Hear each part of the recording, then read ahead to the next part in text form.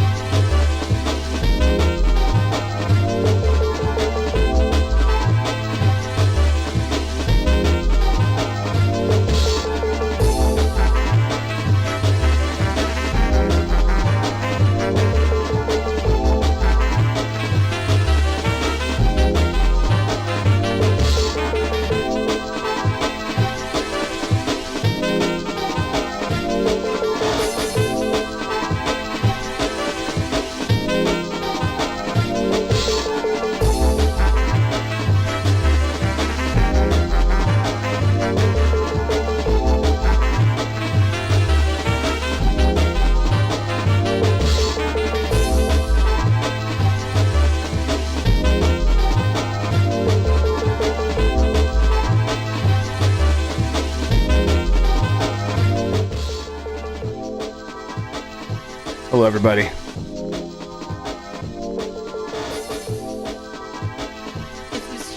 Yes. Are you one We're of talking those about Demon weirdos? Slayer, everybody. I'm sorry. Christian's probably one of those weirdos. No, this is. You don't call it My Hero. Yeah. Do you say Boku no Hero Academia? It's just My Hero, dude. It was called Boku no Hero Academia for 5 years, 6 years straight, and then Crunchyroll decided to change it. And now everybody, it's actually My Hero Academia. But that's literally what the words mean, Christian. It's literally just my. It doesn't matter, bro. It's the name of the show. Call it the name of the show in Japanese. It's not gonna fucking kill you. Are you gonna die? Are you gonna? There's a lot of these like free video game documentary movies on YouTube now. I wonder if any of them are any good. Probably Good not. pivot, Jeff. Yeah, thank you. Let's see here. Mike, count to 5 for me real quick. 1, 2, 3, 4, 5. Everybody know something, and we're going to Be high live. five. All right. There you go. That looks good. All right. We Start look the good. I am fine. I'm fine. Fine. You're fine. You didn't read the Demon Slayer wiki. You're fine. Yeah, exactly. Restream is not going to help me now. It looks fine to me, Open actually. source broadcasting software. Hang on, let me think go on it's the other big end. fun Let me sack. see. Yeah, see what YouTube says. I'm actually getting the thing up right now. Let's see if it's mad at Oh me wait, for now anything. it just. Excellent Push connection, it it for me. says on Or YouTube. is that just me? Thank you, Pete Thomas. I got it in Disneyland, and I'm going to wear it to Disney World. All right. So people were saying audio issues. I didn't hear any audio issues, but it was buffering here and there. What, Maybe that's, what kind on of audio YouTube's. issues? What does that mean? When I first start talking, part of me is like, am I hot? Am I peaking? Test. Let's see. Let's talk a little longer. Maybe it was just some little hiccup. Maybe it's just been YouTube being silly for a moment. But if there's a problem, everyone my specifically hunch tells is- what it is. Audio is Yeah. skipping. That's probably YouTube. Yeah. As far as I can tell, everything's fine with the stream itself. All right, It seems like it must be a YouTube issue. I don't hear it. I haven't listened. to Jedi it. Moss says refreshing fixed it. So Oh, there we go. Chat is even lagging for Ali Miracle, so it's YouTube. all right. I wonder if they do maintenance during this time or something, because we've had multiple times where YouTube just We've like had it shits the happen. bed during this show. Okay, let me get up the docs just so I have something to look at. There we go. Last Oh, it just Nintendogs, means- and let me Also us. tweet. You talked about YouTube gaming documentaries. I don't know where else I would mention that. Over on Digital Foundry, John's new Sunsoft retrospective. Ooh, very that good. Sounds like exactly the shit I want to be watching right now. It's like Hell yeah. 2+ hours of him just giving you like a college course on the history of Sunsoft, and it's just fantastic. He always does good work. You guys hear that? Interesting. No. Okay. No. Fancy feast. Chad, if you have an issue, just keep refreshing. Yeah, just You guys hear me? there Start it is. cheering All now.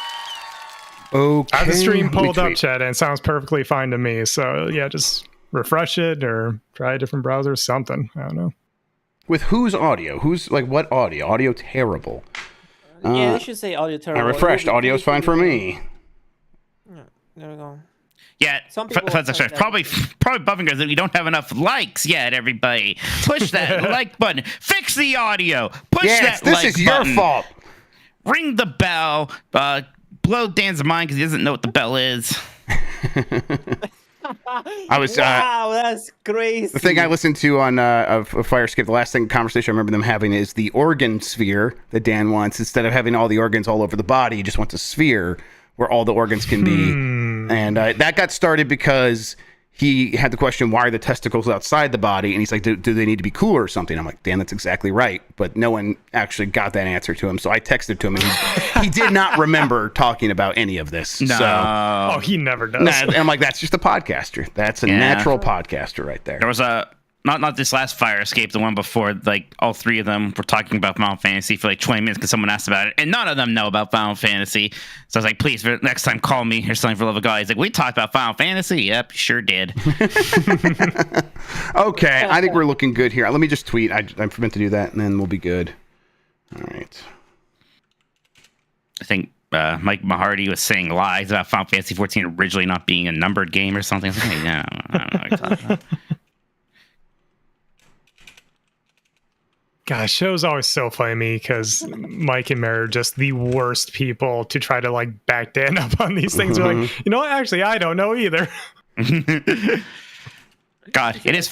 Remember when they made Final Fantasy 16 an action game to expand it to a new audience? I don't. Yeah. How many people do you really think? That new audience that they would get outside the PS5. Like, Yeah. Oh, well, like, how many people really were like, Final Fantasy 16 was my first Final Fantasy? Oh no, man! I feel so bad for them. yeah, I know like a couple, but overwhelmingly, it's just like the Final Fantasy fans in my life. I've been playing that game, so I don't know. No, One, that's so rough. Mikey 5. Everybody Such a weird falls. misstep, especially considering how beloved 7 Remake is. Right. All the hype. Like, that was just the perfect blend. Yeah. All right. Yeah. There are a lot of people buy it though, but yeah. Yeah. Right. I'm ready. Let's I'm ready too. let's do this thing.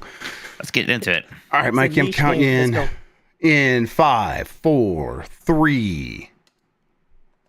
Hey, you guys hear me? Start cheering now. Yeah, let's get this over with. Yeah.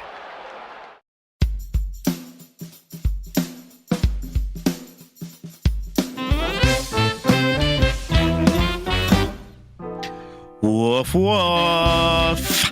Hi, I'm Mike Minotti, and I am a Nintendog. Hi, I'm Jeff Grubb, and I am a Nintendog. And we are the last of the Nintendog. Today, the Olympics ditched Mario and Sonic for NFTs. The Mario and Rabbids lead has left Ubisoft, and there's a new Lego set to talk about. Jeff, my favorite Lego adjacent adult, how are you doing? Put Shadow the Hedgehog's head on a spike. Oh, wait, they did, and they sell it as a Lego set now. That thing looks terrible. Yes, they had the D team working on that, and D does stand for Dick because it's just bad over there. They got really not a lot of riz happening with the Sonic stuff for Lego. Nintendo stuff, meanwhile, that's great. Yeah, well, because like I said before, Lego pretty much works best for vehicles and buildings. And like Sonic doesn't have a lot of iconic either one of What those. are you talking about? Shadow's Hummer from Sonic the 06? Hedgehog, the most iconic video game. Yeah, maybe you could do Dr. Robotnik's egg thing, but that's very round, so that's bad. The Death Egg also just completely round, so that's rough. Like, even as many great Star Wars stuff as there are, I never really saw a Star Wars Death Star that I thought looked good, because Lego's not great at round things, including Shadow's head. So I'm like, what the hell are you talking about? What are we doing here? Oh, absolutely not. Yeah, it's like, it is like whenever I want a Lego, there's like some like really cool expensive looking stuff, but yeah, I usually want vehicles, buildings. Like my dream one for a while now has been that Home Alone Kevin McAllister house, because it's just, yeah, a house. That's always great.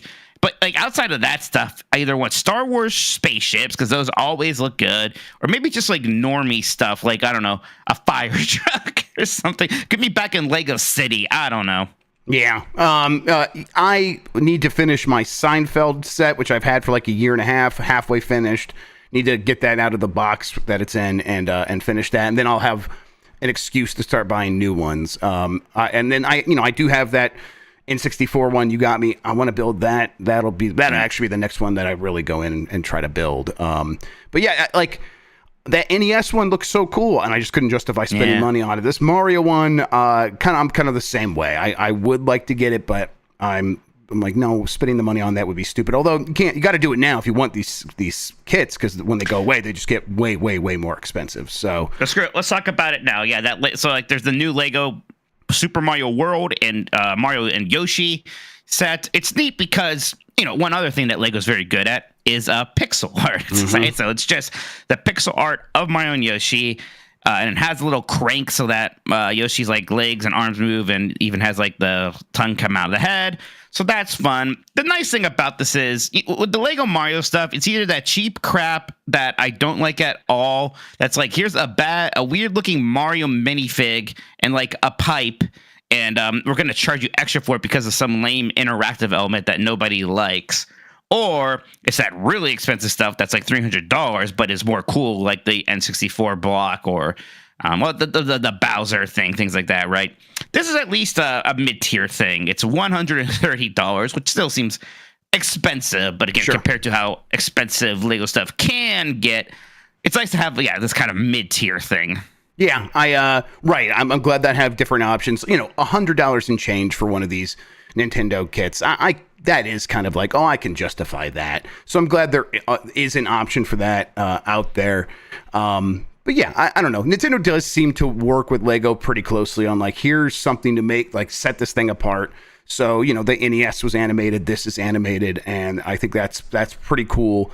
But it does show that there's a little extra love that Nintendo gets, and they can sort of demand that, because if you're going to be one of their merchandising partners, you probably had to get in there and sweeten the pot a little bit, not just in terms of money. Nintendo's like, no, we want our stuff to feel different and be different, and they've so far have been accomplishing that. And I know Backlar and a lot of people aren't a fan of the little Mario figurines walking around the kits and stuff like that. I'm not either. Yeah, my kids are the right age for that. They enjoy that, but they like make their own fun with it. And yeah, they'll do the Legos for a little bit, but then they see something else that's purple, and they'll have Mario jump on that, and whatever. That's just as fun. The purple is poison, by the way. Purple is poison. I was about to say, does pink purple matter? Okay, good. Just making sure there. Want to hear what kind of nerd I am? Not really, but you can go ahead anyhow. When I see, like, because, you crank this thing and, like, Yoshi's, like, legs, like, move and stuff, and I'm like, that's not how those pixels work. They don't just rotate. Also, Mario punches him in the back of the head when the tongue comes out. He's not doing that here, so what the hell? So, yeah, right. Yeah. I think it looks neat. I don't think I'm gonna like get it or anything like that. Is there like a pixel character that they made the Lego of you'd freak out for? God, I don't know. Let me think. It feels like Varia Suit, Super Metroid, like I might go gaga cool. for. Yeah, something along those lines. Super Metroid is a good one. Yeah. All right, Jeff. I think we were talking not too long ago, wondering like, hey, why isn't there a Mario and Sonic at the Olympics this year? At a certain point, I just assumed it would just happen at some point. But, like, they'll just drop that or something. Yeah. Right. I remember back when Midori was a thing, and like, the Sega's going to announce something soon. We thought, I guess it must be the Olympics game, because that hasn't been announced it was yet. Nintendo related. Yeah, I forget what that term. That must have been the NES World Championship thing. I don't remember. I don't know. Who knows? Maybe it was nothing because they ran out of juice over there. That's right. Well, apparently it didn't happen because the Olympics ditched them. They said, we don't want Mario and Sonic. We're going to explore the fascinating new world of NFTs and esports. This is from Eurogamer, Tom Phillips over there. Speaking of Eurogamer, a veteran behind the series has now said the decision to end the popular Mario and Sonic franchise rested with the IOC, which chose not to renew its licensing deal with Nintendo and Sega and allowed it to lapse in 2020. They wanted to look at other partners and NFTs and esports, Lee Cocker said, who worked on almost every entry in the series, speaking to Eurogamer. Basically, the IOC wanted to bring it back to themselves internally and look at other partners so they would get more money. This is wild for a few reasons. One, I don't know why you couldn't do all of these things. Like, right. the NFT people be like, we're not going to play ball unless you fucking drops Mario and Sonic. Let's be real. We know how desperate the NFT people are. Come on. They would be like, we don't give a shit. Well, wait, you have Sega? But do you think Sega would want our NFTs? That maybe they'll want to work with us. Like, they would do anything. And same with like Saudi Arabia and the esports thing. They don't care about any of this. Yeah. And for people who don't know, like, the Olympics are doing esports Olympics next year in Saudi Arabia. Saudi Arabia is basically licensing the Olympics name for their esports events that will happen annually, I guess. It's weird. Annually? I don't know. But yeah, that is pure Saudi money. So, again, it's weird. Like, what does Mario and Sonic do to that? Now, to be clear, I think this is stupid on the part of the Olympics. This isn't some great thing we're losing here, right? No, yeah. I mean, listen, I like that those games exist. Is that something? I mean, I occasionally will check in on that with the kids. I did get that last one, the Tokyo one, that had the 8-bit stuff in there, and I thought that 8-bit stuff was pretty well done for what it was. I think I wish that stuff was in a standalone game that only had the 8-bit stuff, had a few more events, and was like $20 on the eShop. That would be a home run for me. But they're not going to do that. Not with the Olympics. The IOC's IP that probably costs a lot of money. They have to sell a game for $60, and it seems like that ran out. And I'm sure the IOC was like, "Hey, let's look at this other stuff." But I bet they also were like, I don't know, Sega and Nintendo don't seem too interested in coming back to the table to maybe spend more money, especially after like the last one was Tokyo, the home games for both Sega and Nintendo, and they did seem to go more, not all out. I'm like not using the term all out, but they seemed to go more out for that one by including some of this like a more robust story mode and these 8-bit games and things like that. And that one didn't do, demonstrably better than the previous Olympics games. So I bet Nintendo and Sega were like, listen, we'll renew the contract at the exact same terms. And the IOC was like, we're looking for more. So Saudi Arabia it is. And it's just whatever. Yeah, it's weird because you almost feel like this would maybe benefit the Olympics more because this is probably the only entry point for kids to care about the Olympics that I can think about, right? Yeah, I don't do the thing where I try to get my kids into video games, but I do remember liking the Olympics as a kid because my parents would just have it on. So I did make a little bit of a conscious effort to be like, I'm going to just have the Olympics on. And I have the YouTube TV where I can have the 4 events. And the kids are like curious, but when I leave the room, SpongeBob comes back on the TV. So that's where they're at. They don't care. We were talking about Olympic Games earlier. The one I remember was, I think it was the Beijing Winter Olympics. No, it was in China. It was a city I can't pronounce. I'm sorry. I remember that was the N64 game that we guys remember renting it because I don't know. I felt like there's a lot of hype. If it was about on the N64, Olympics. it was probably Japan. It was probably Nagasaki, or not Nagasaki. Oh God, what was it? Oh my God! Because I was a kid and I was real stupid. I did the thing. Right. You were a kid. Yes. What was incredible? But yeah, I think you're right. Yeah. It was Japan then. Nagano. Thank you. Yes. Nagano. Yes. That's right. That's wild. Why come I don't hear about Nagano anymore? Is that like a big you hear city? about Lillehammer? What the hell's Lillehammer? Lillehammer's the city in Norway or Sweden or something like that, where the Winter Games were like the years before that. It was Lillehammer, and then it's. Like, do you even hear about what's the recent one in Sochi? The Sochi Winter Olympic Games. Like, these cities come and go when the Winter Games leave them. It just seems like lately it's been, like, very lately, it's been like London. Sure. Paris. Yes. And the Summer Games do seem to get the bigger cities, yes. All right, interesting. All right, so there's the Olympics. Mario and Sonic probably done. I wonder if it always kind of felt like, oh, we did this, so there's never going to be like kind of a more important Mario and Sonic game.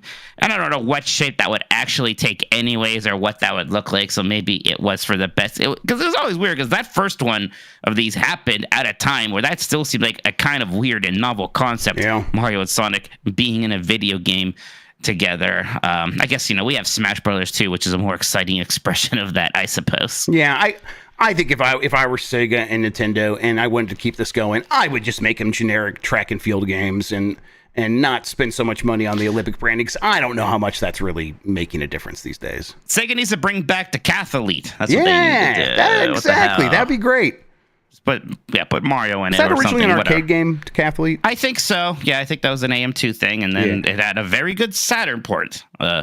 So there you go. I know Sega Lord X likes the Cathlete a lot. Yeah. Are you watching any of the Olympics at all? No, but I don't watch TV. I don't just put it on, and these days, so much of my time is spent, podcast stuff where I don't necessarily have a whole lot of second screen time on my computer, especially I prioritize listening to Game Mess mornings and things like that, honestly. So by the time I watch that or what other Giant Bomb stuff I'm not on, and then do my work and do the things I need to be on, not a whole lot of time. Yep. It's weird actually being busy. Next up here, speaking of France, real quick. I'm sorry. I had the thing on my home screen here on Microsoft Edge that had the medal table for how many medals each country has, and I was like, I'm curious. I'm gonna click on this and see what it looks like, and it gives me the cookie option, and it's like, are you happy to accept cookies? And my options are yes, I am happy, or no, manage settings. I'm like, what? I saw that option. I'm like, what the fuck is going on Olympics.com? Yes, I am happy. It's like, I guess I'll click that. Say, look, I'm not happy about it, but I guess I'll let you do it anyways, because I've given up this fight a long time ago. Exactly. God, I wish they would just stop asking. Right, honestly, just fucking do it. I'm so tired of these little windows, especially on my phone, when the buttons are real little, and it's like, oh, God, I don't, and this is why people are think they're against regulation. Regulations, why you don't have, terrible smelling pork and stuff like that, but also it gets you weird things like this where it's every website has to ask me about cookies. I don't give a shit. So yeah, I hate that.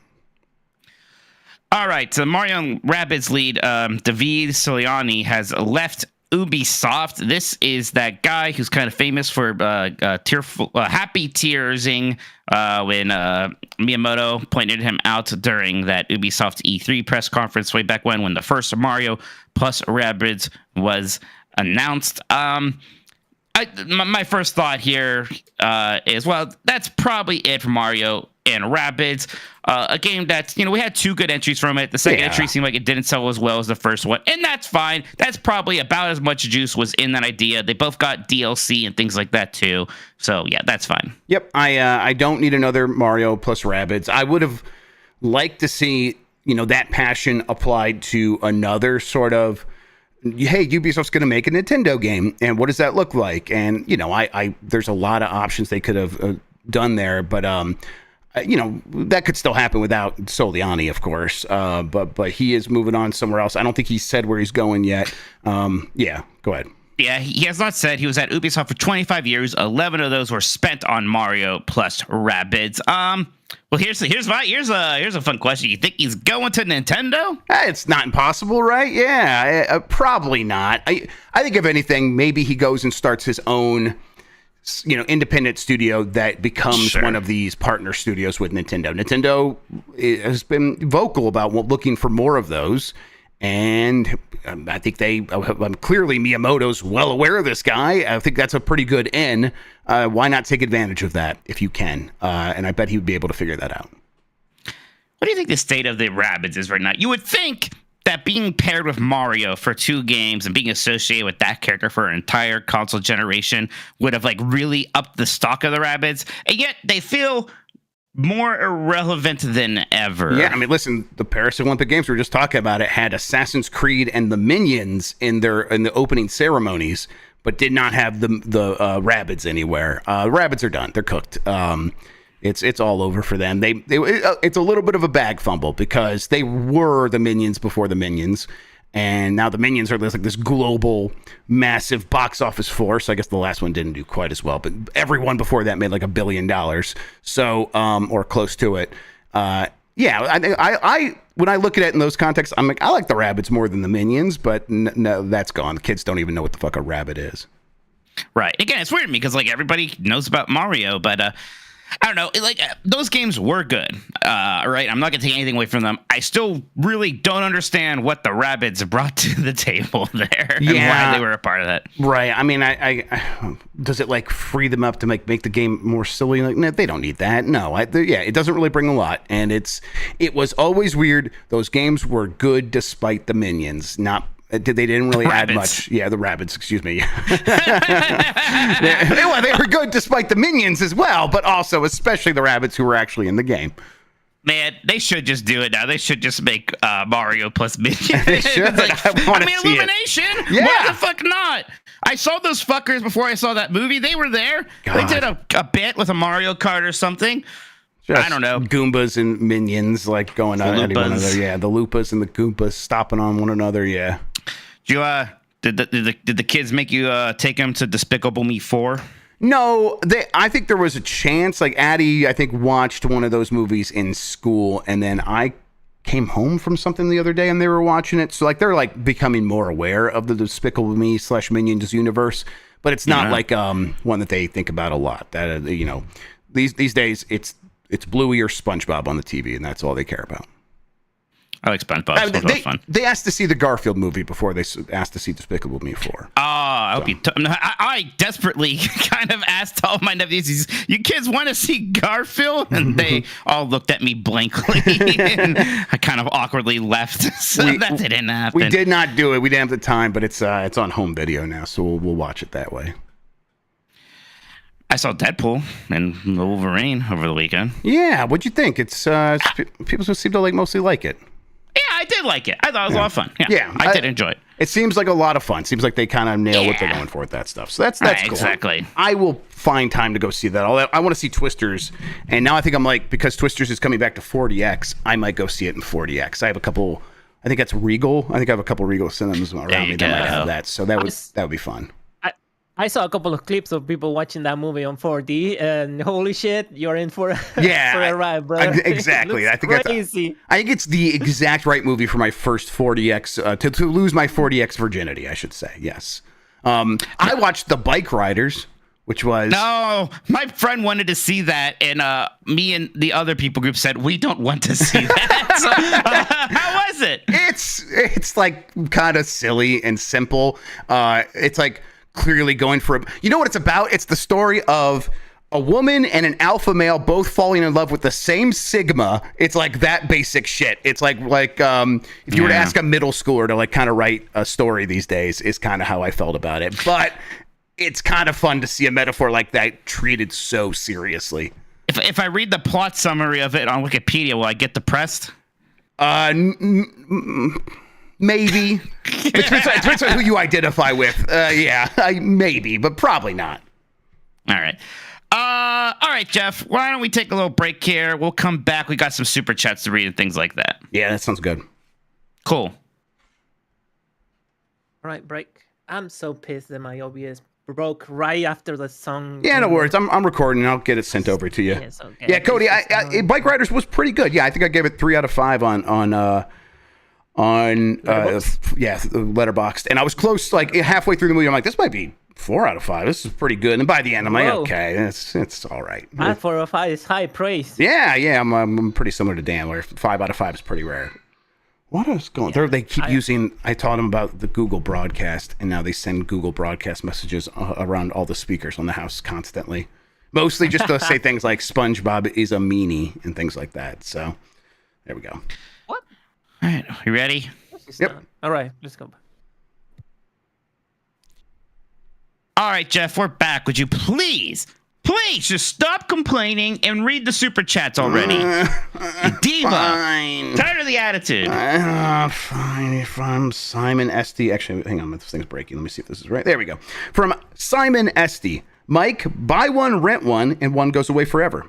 Final Fantasy 16, Earthbound, Captain Toad. And then it says, Jeff, I would ask you, but you probably reviewed all 3 by accident. Look, only one of those. I will buy Earthbound, actually. I'll rent Final Fantasy 16, and Captain Toad will go away forever. It's funny, and we'll talk about this a little bit later, too, but, like, I beat Final Fantasy 6, and I've been playing Nintendo World Championship, but I'm kind of, like, looking for something new to play on my Switch, or maybe even the ROG, and I'm kind of, like, being indecisive at the moment, and a part of me is like, oh, I should play Captain Toad, and then I thought some more, I was like, that sounds boring. I don't want to. Yeah, what you should play is that thank goodness you're here. That's on Switch, and it's good, and it's 3 hours, and you get it out of the way and see what everyone's talking about. I was not able to pick that up in the Giant Bomb Critic League. I think Backlard did. But Backlard did get it? Okay. Yeah. Where I needed it much more in the Game S one, I did get it. So okay. I'm finally on the board now because of that. So that's nice. Finally on the board there. Not in last place. In my Fantasy Critic League as well, I might have. God, these kids are just going crazy. Oh, I got it in mine. Sweet. Oh, hell yeah. Jeff, we're on the board, baby. Let's fucking go. Wait, maybe not. Hang on, let me double. Yeah, I think that's right. My upcoming releases, right? That's what it would be? Yeah.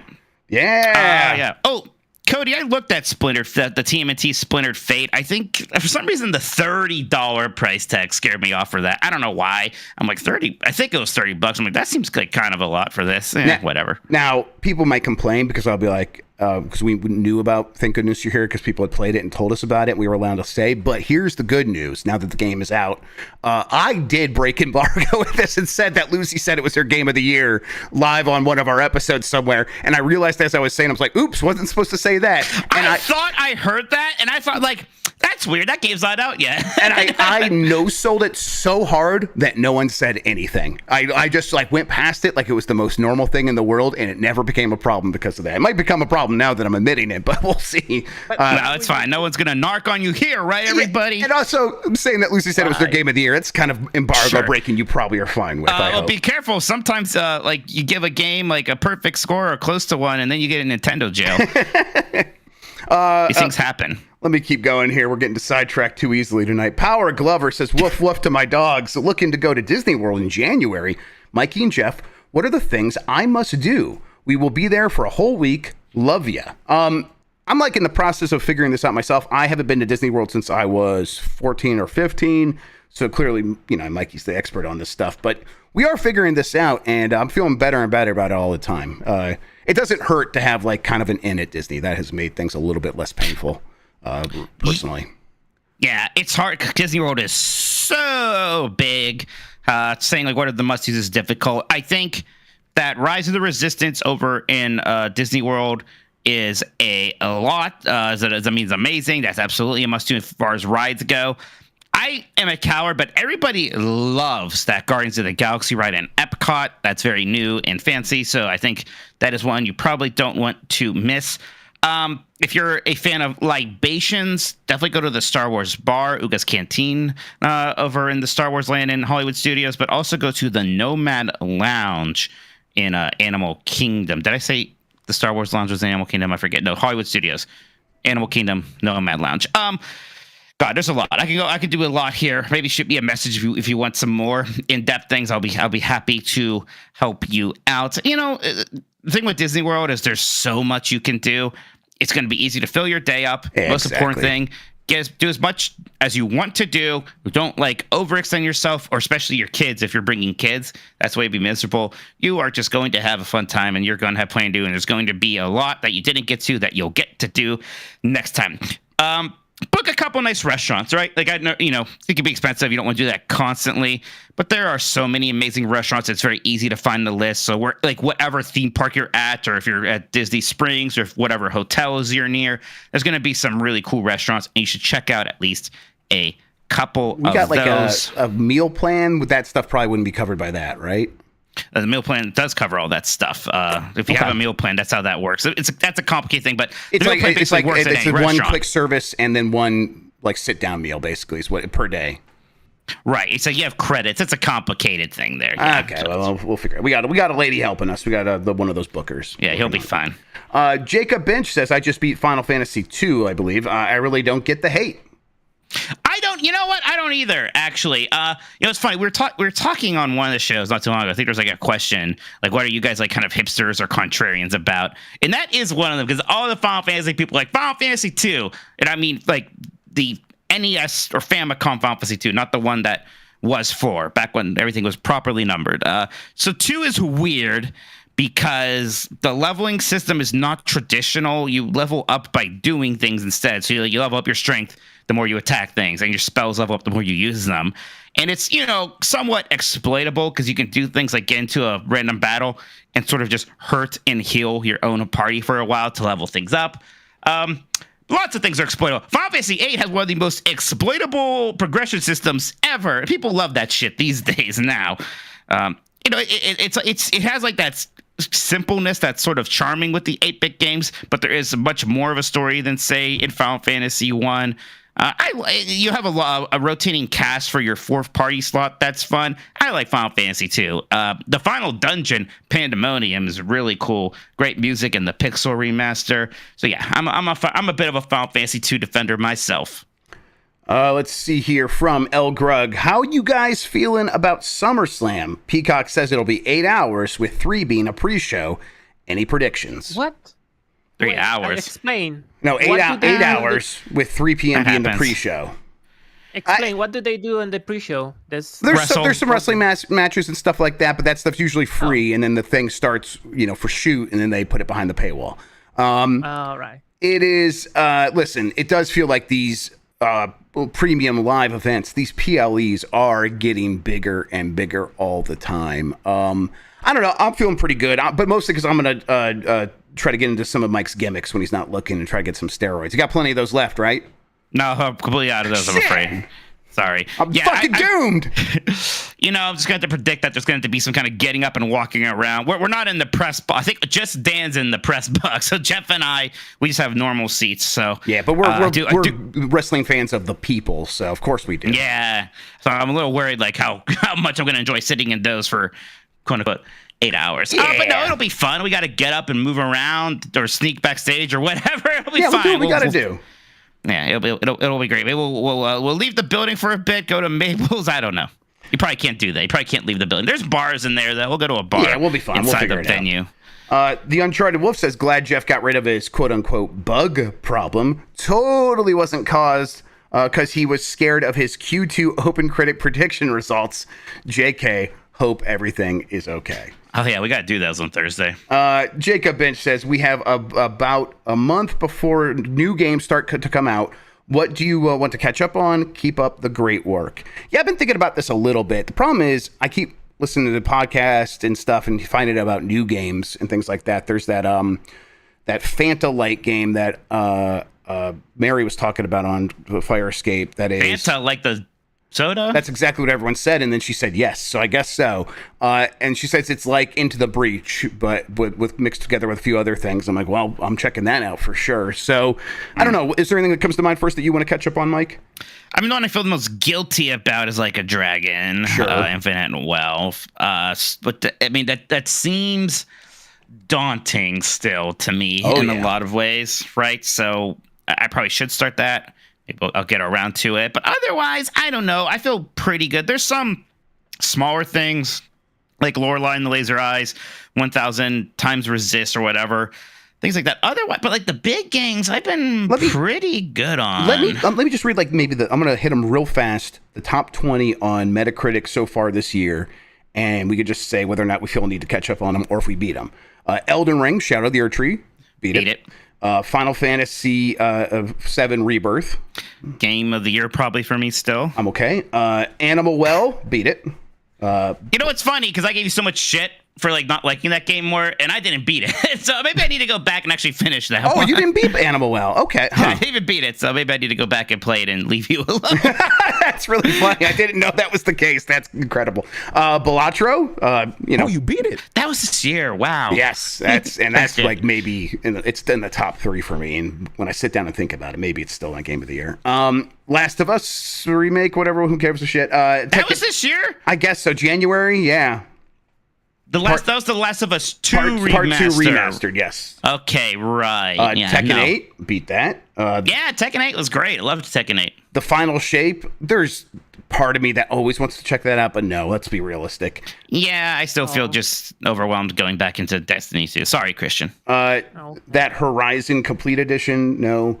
Like a Dragon Infinite Wealth, like so far I'm doing pretty good on like this stuff. I beat that's that. like the first big one I feel bad about. Loreline the Laser Eye is actually probably the one that I'm like think is the most me game that I should have played and I haven't yet.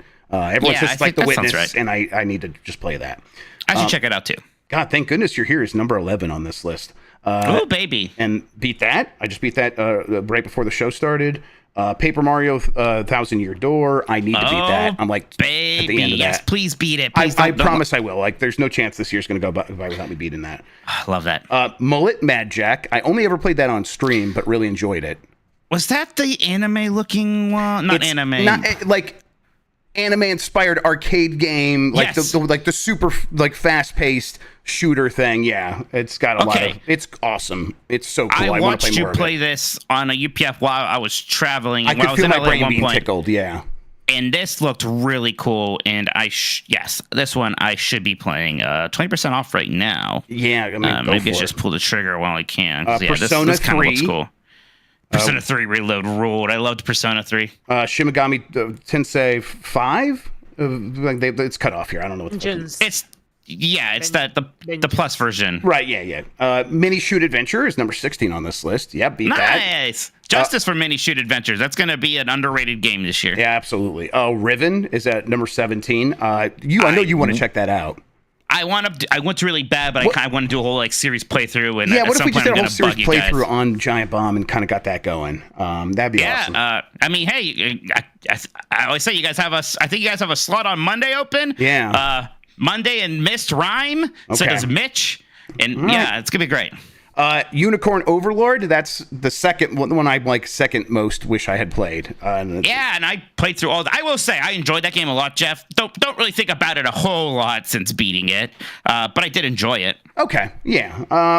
It's one where I think I would probably be happy if I spent like I'm gonna finish the demo. I'll do that. And then I'll see like how I feel about it because I know that demo keeps going on and on and on and stuff like that.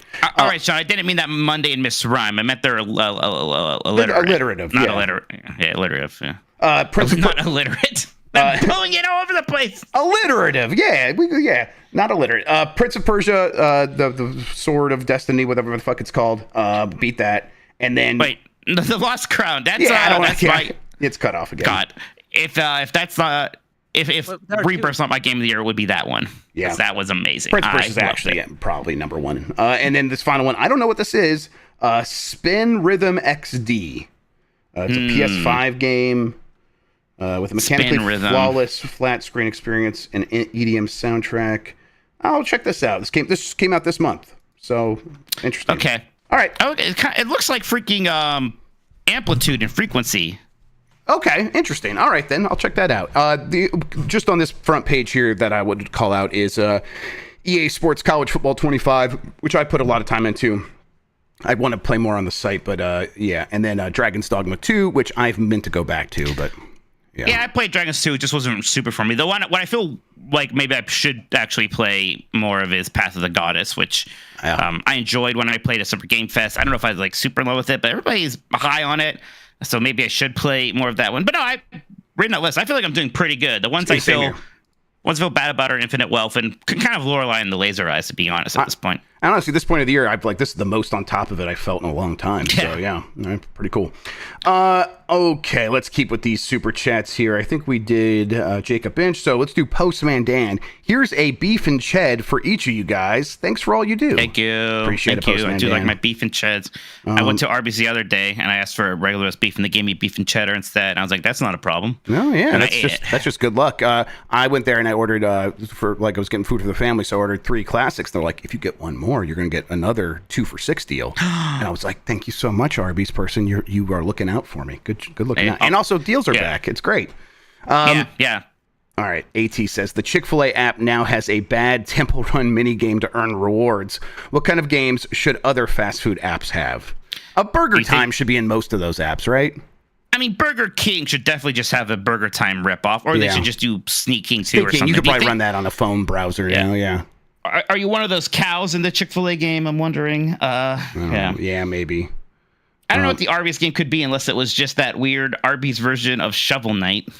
The Chick-fil-A should have the cow. You play as the cow, but it's a Hitman game, and you're just trying to get out of like the meat factory or whatever. Something like that, a stealth game. That'd be fun. Yeah, and then you go and murder a bunch of chickens. Yeah, exactly. Fuck them. Oh, a golf game would be good for some reason. What fast food? I want a golf game starring all the BK Kids Club people. Okay, hell like yeah, that would rule. Wheels. Man, I love the BK Kids Club. I love they just named the kid in a wheelchair Wheels. Wheels, huh? I would tell him to fuck off if I was in a wheelchair. They're like, your name's Wheels. No, it's not. Your fucking name is Wheels. Yeah, your name is Legs. Fuck you. Chrono Rig writes in, says, hey, foes. Hey, dogs, if you can have a podcast in a Nintendo world, what would you choose and what would it be about? If you could have a podcast in a Nintendo world. Excuse me. Sneak one. I'm trying. Yeah. I would do Kirby's Dream Course, and would it be a podcast? I would like do the golf announcer thing. Like, all right, they're coming up for the putt here. He's going to try to get that ice to get across the water there. There you go. Oh, wow. He made the shot. Oh, hole in one. Congratulations. I would like to do that. That'd be fun. Yeah. I want to be one of those like dietetic podcasts that like Imitations Earth. It helps take care of bugs. Like you know how like in the Spider-Man games he actually listens to like podcasts. I want to be one of those. I don't know what would a Nintendo game be like that would have something like that where a character would listen to a podcast as they're running around. Okay, I want to be in like the newest Zelda games. Somehow Pura has podcast technology that Link listens to, and I'm doing podcasts with Pura, about like local startups or something, and Pura's there sometimes, and I accidentally call her mommy on air, and it's real embarrassing. But like off air, she tells me she likes it. You mean diegetic? Like diegetic. There it is. Thank you, everybody. From like a source in the game. All right. Yeah. Hell yeah. I'm killing it with words today. David Peddle, I had a dream that they remade Link to the Past, but it was in the Twilight Princess art style, shifted to a top-down perspective. I feel like that would look like shit. Yeah, that sounds terrible. That sounds awful. I feel like that's a bad. nightmare. Yeah, I don't want that. Please don't do that. I don't know. They could probably do something along those lines that looks good, but that exact thing would probably be pretty rough. Pantry Moth writes in that says, my family, Jeff, my family. All right, look, they had to die. They had it coming. Our pantry looks really nice now, though, and we had to put everything in Tupperware. It's kind of cute now, so I'm a big fan of it. Don't worry, bugs don't have enough nerve endings or something. They can't feel things. That's fine. Yeah, they don't have souls. They're not sentient. Empanada Eater says, off the top of your heads, best Xbox Live arcade game of all time. Geometry Wars 2 Geometry Wars Evolved 2 probably is it for me. You just ruined my topic for Thursday because I was going to tell these guys to do a Mount Rushmore of XBLA. Well, we're doing a draft for BCR when we get back of Xbox Live arcade games. Yeah. It's probably still Braid for me. You know how Braid pilled I am. Castle Crash is up there. It's funny. I think Symphony of the Night as I first played on XBLA, so I kind of have to give that some credit there, right? Otherwise, you had to pay a lot for a PlayStation 1 disc of that game. So I like Castle Crash. Trials HD is up there. Trials Evolution's even better, actually. God, Trials Evolution rules. Shadow Complex. There's a I like the Iron Brigade. I played way more Battlefield 1943 than I did in 1942, actually. So. Yeah, I liked 43. It was good stuff. Some good games on XBLA. Mark of the Ninja. That's another great one. From Postman Dan, who's back and says, Final Fantasy II is the reason we have chocobos and airships and Sid. Yeah. All right. Well, good for it. That's right. And then 3 is the first one that had Moogles and the job system. And then 4 was the first one to be overrated. So, it was called Doki Doki Moogle in Japan. And they just took the characters and pasted them for America. So. Watch your mouth before. I like Final Fantasy 4. I do. It's funny to dunk on it for some reason. JD Camp says, what would a Arby's pinball machine look like? God. Well, yes, he answered everybody. I would just be like looking upon the face of God. I don't know. There would be a roast beef sandwich that when you hit it, like that would be the bumpers. So when you hit it, like it would sort of like separate apart and like shake and stuff, and the ball would go bouncing off of that. There'd be a potato cake. Can the flippers look like mozzarella sticks? Absolutely, they are mozzarella sticks. Yeah. Yeah, there's a lot of good possibilities there. You can have like an actual Arby's, and like a lot of the pinball machines kind of have this fun thing now, where like on the top left there's like a smaller pinball machine that you can get in. Sometimes I love that. That'll just be a miniature Arby's. I do love that. Yeah, all sorts of good things you do. Lentil Illness says, "Hey fellas, just picked up a growler of pink guava sour from a local brewery. Which Smash character would you want to have a beer with?" None of the Fire Emblem characters. No. They all seem like they would complain about like. Not even the hot ones? Well, maybe the hot They're ones. all hot. Yeah, they're all hot. That's the problem. I don't know. I would probably just go with Luigi, or I don't, cause I like Mario's too basic, and then Wario is too like he'd be loud and annoying and obnoxious. So there's no way Luigi can hold his. No, it would be a problem. Yeah, he'll get like real sad and depressing, or like real weird, Okay. I don't know. Yeah, I don't want him to get weird. You're right. Yeah, Captain Falcon seems like a fun one. Oh, Terry Bogard, that's correct, Flame Insane. I bet Terry Bogard is just a nice, pleasant fellow to have a beer with. I think he's like he drinks, but he's not weird about it. He has normal conversations. It's not like Ryu, where all he wants to do is talk about fighting. Terry Bogard likes fighting, but I think he has a life, maybe. Yeah, Terry's the right answer. If I'm not just gonna pick some attractive woman from the roster, we're Terry. Yeah, Mikey O'Leary's got my action. King K. Rool, he'll let you go drive the ship and stuff. I'm gonna do that. That'd be fun. That'd be fun. Postman Dan back once again says, "I love that everyone pretends to die in Final Fantasy IV." I love that everyone pretends to die in Final Fantasy IV. Do they die in Final Fantasy IV? Man, I just beat this game again. I don't remember that. All right, and hey, that's the 20th super chat from Postman Dan. Right. Shout out to you, buddy. I appreciate that quite a bit.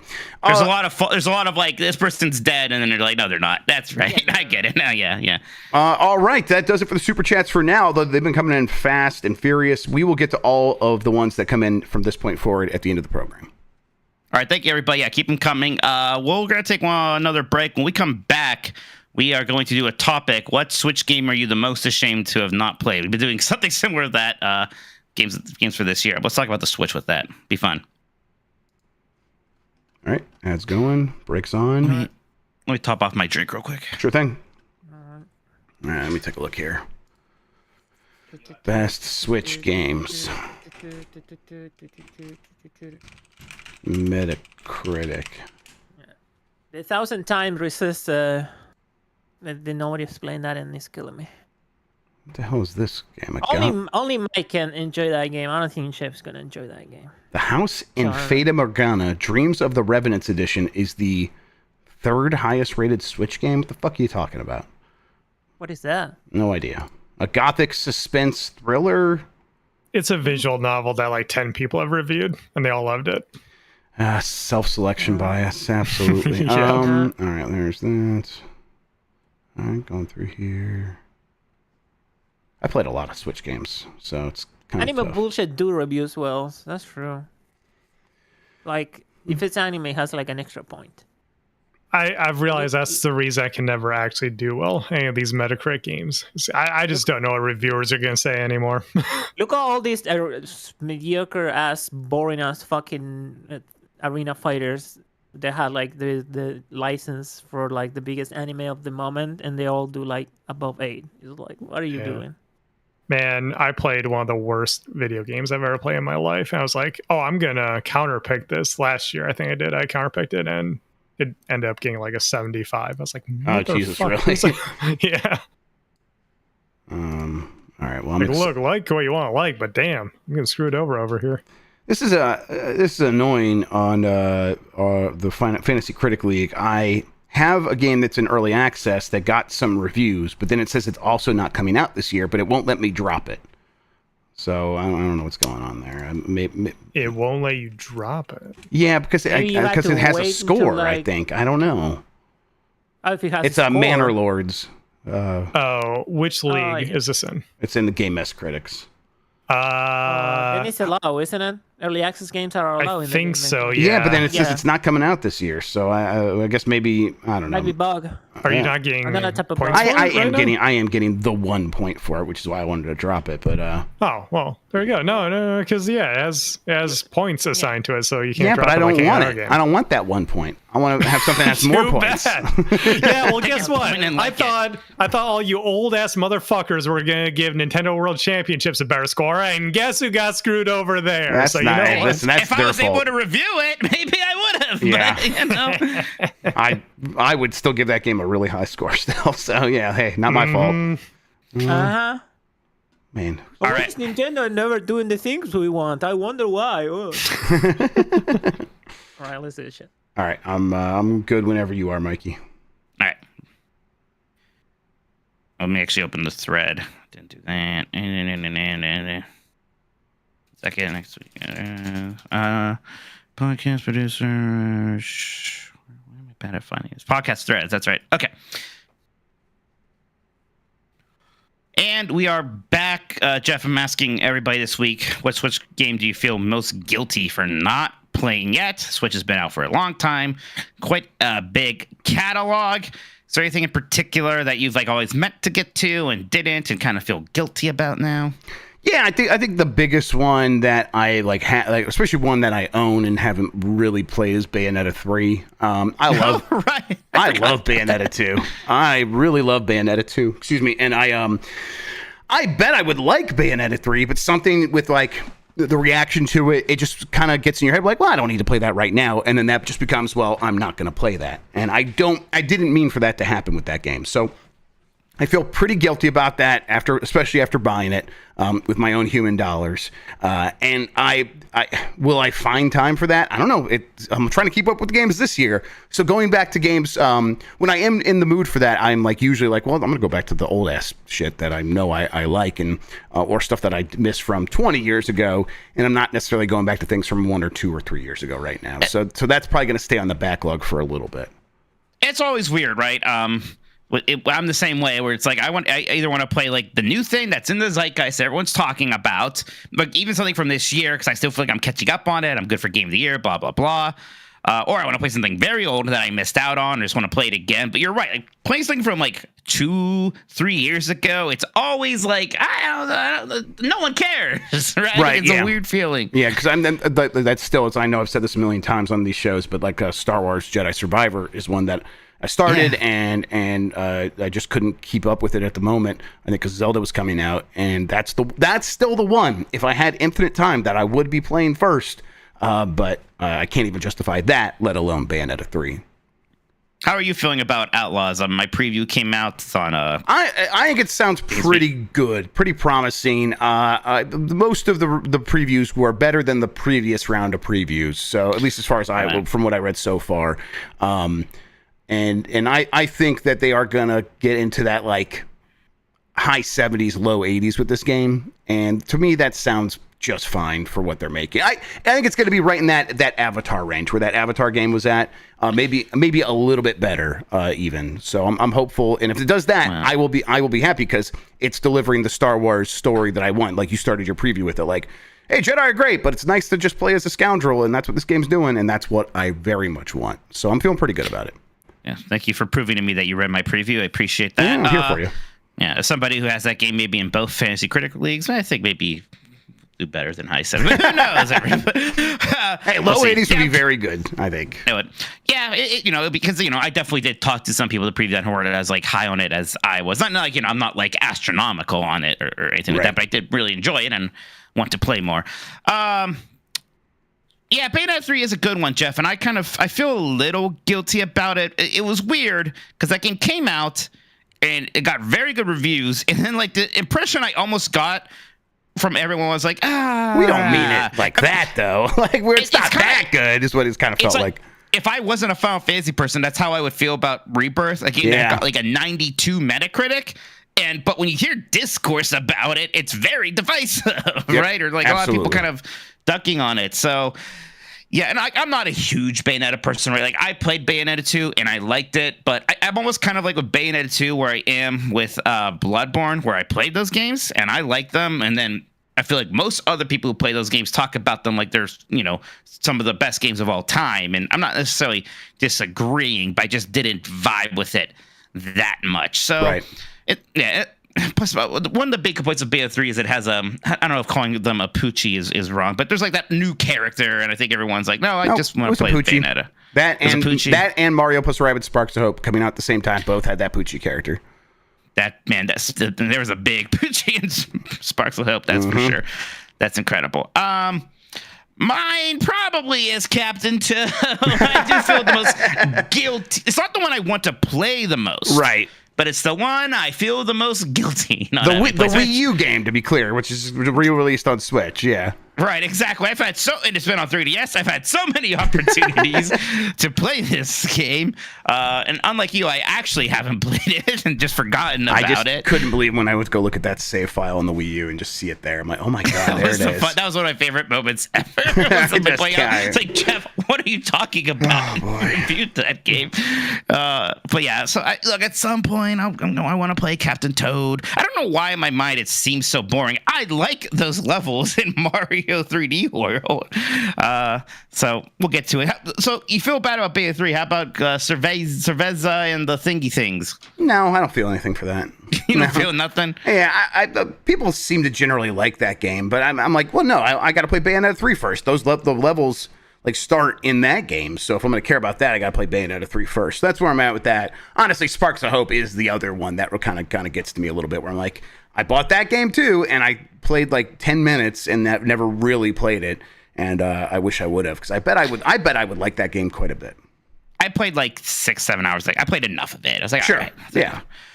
That's what I was talking with a lot of Switch games. I mean, most of these games that are like, when I'm looking at this list on Metacritic, I'm like, well, most of the ones that are huge, I've definitely beaten these. But there's a handful here that I'm like, oh no, I played that, and I know what it is, and I'm good. I'm not going to play any more of it. Like Cadence of Hyrule is one where I'm like, I really like the soundtrack. I didn't love playing that game. I'm not going to play any more of it. Yeah. Okay. Why don't we see what the podcast producers thought about this one? Yeah, sounds good. Give me a second to get that set up, actually. It's right over here. Yeah, get that set up, baby. Yeah. Because they're going to help us figure out some that I didn't think of. Yep. Just adding plurals to things like I'm Popeye. You got the forearms, absolutely. I wanted to vamp, and like suddenly like it's like a nose hair went in the back of my throat or something. Oh, that's a bad feeling. A what? A nose hair. Remember when I almost choked before? Yeah. You inhaled it. Yeah. That's crazy. Remember when I almost choked to death before the bombcast went live today and you're scared? You looked for shoot like you were choking to death for just like half a second. I'm like, well, I need to know if I need to like call somebody. Well, you're like, oh, I need to know if I need to call AJ. And I was like, I would hope you would call 911. Well, yeah, that would have occurred to me pretty soon after that. Yeah. That's all right. Okay, let's see here. Yeah, okay, wait. I think I called the Bayonetta. I think I called her Cerveza, like the beer. Yeah. What's her name? Cereza, I think. Cereza. That's pretty cool. Kill you with that one. I'm gonna really kill you with that one, huh? Yeah, Cereza. Close enough. Okay, there we go. Move this here. All right, we are. I should have told Chef to do this earlier. Yeah, but we're good now. We're good. There we go. This is a bad podcast. Yes, Mike. I can't remember. Do you read these, right? Yes. I read these. You scroll, baby. Yep. We're going to start with a Dan Fiasco who says Fire Emblem 3 Houses. Gosh, that feels like forever ago now, right? And it's funny because that's not like a launch year. I can't remember if it was year 2, but it seems like a relatively early Switch game. Now it's definitely pre-pandemic, right? So it would be 2018 or 2019. Yeah. Yeah, it's funny because I don't mean to dunk on Engage, but there was a lot of excitement around 3 Houses that Engage just did not garner, right? Yep, and Engage is, in some ways, some very specific ways, a better game, but in a lot of the important ways, it's not. Yep. Yeah. And 3 Houses was like, I don't know what this. I played through that game twice. I did 2 of the scenarios. I just really enjoyed 3 Houses. I thought 3 Houses was a lot of fun. Absolutely. Here's one you were thinking about jumping into for a long time. Adam Juice's Astral Chain. I just don't feel bad about missing Astral Chain. Is definitely what it is. I'm like curious about it. I see screenshots of it that make it look friggin' really cool. But yeah, I'm not like sitting around thinking like, God, I can't believe I haven't played Astral Chain. Like that's not happening. Bench JC says Pikmin 4, which we both like a lot. Should I feel bad that I haven't gone back to Pikmin 3 Deluxe yet? don't feel bad. I think Pikmin 3 Deluxe is one of those games that's very easy to enjoy. It's not quite as refined as Pikmin 4, but it's the very refined version of that franchise. Next up is Chaos Buckaroo with Xenoblade Chronicles 3. There's a game a lot of people liked quite a lot. I feel a little bit bad I didn't check out the DLC, Future Redeemed, whatever, that everybody seems to like. But, I liked Xenoblade Chronicles 3 a good deal more than I liked 2 or 1 even. But even this one, I was running out of steam at the end, so I don't necessarily want to jump back with more stuff is my thing there. You played a little bit of this. Yeah, well, I mean, I did like a few weeks of streams on Giant Bomb. That's right. And not the best. Is that rough as a streaming game? Because it is a lot of talking at cutscenes. Yeah, I mean, when it happens, it's like I think I was playing with like Jan or something. We would just like let it talk and we would listen. It was fine. But it was hard to maybe come back to the game week after week. It was one of those ones, if we're going to do that, that should have been like, no, let's just stream a little bit every day and do an endurance run or something like that. But we don't have the capacity for that sort of thing, especially for a game as big as Xenoblade Chronicles 3. It's a long video game. Right. Yep. It's too long. I'll just say it's too long. Evil Janice says Luigi's Mansion 3. Yeah, you should feel bad. I'm playing Luigi's Mansion 3. That game, so. Roll. That's a quintessential Switch game for me. Yep, I like it a lot. I think Dan says it's a 7.5. That's another one we can get mad at him about. He's wrong. That's wild. Yeah. Well, speaking of bad Dan takes, Casual says Kirby in the Forgotten Land, which I still can't believe Dan's new thing is going to be not liking Kirby. And it's all based on like the first Kirby games, like the first couple, and because like a lot of his issues get solved in later games, and he's just wrong. Yeah, but for a supposed retro game enthusiast to be so upset about double tapping right to dash, you can get over it. Kirby in the Forgotten Land is fantastic. That's it's one a great game. I just basically tapped out the content on that game. We just never stopped playing. That was a big part of that. Was the kids were still into it, but I never complained. I was very happy to continue playing that game. That's kind of one of my other like live stream pop offs. I remember. I know Sean just shared for Giant, the Giant Bomb 16th anniversary. Me and him freaking out about the Marvel vs. Capcom collection. But when me and you were watching that direct where they showed the new Kirby game, and I've been talking for years about how I wanted a 3D Kirby platformer finally. And I remember, like, we saw him, and you were just like, and I was like, move, you motherfucker, move up. And then he did. I just freaked out. And then the game came out, and it was actually great. Like, I was still worried it was going to feel like a baby game because sometimes Kirby games, like Star Allies, lean a little bit too far in that direction. Nope, Star Allies, fantastic. Yep.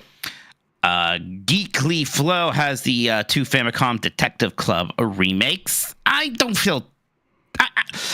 think this is really for me, even though it seems somewhat Phoenix Wright adjacent. But I said this before, I love the Phoenix Wright games. Sometimes even those, I'm like, all right, I wish I was solving a few more puzzles right now instead of still talking. So something that's even more on the talky side, probably not my thing. Yeah, these are ones where I'm like, it's very cool that they exist. I know that they're not for me. Nick Turbo has Breath of the Wild. It is. I'm almost now just impressed if you're a big Switch player and haven't really played Breath of the Wild. Yep, that is. It's weird. And like Mike said, it's almost like, you still missed that? All right, fair enough. I'm kind of impressed. I'm kind of into it.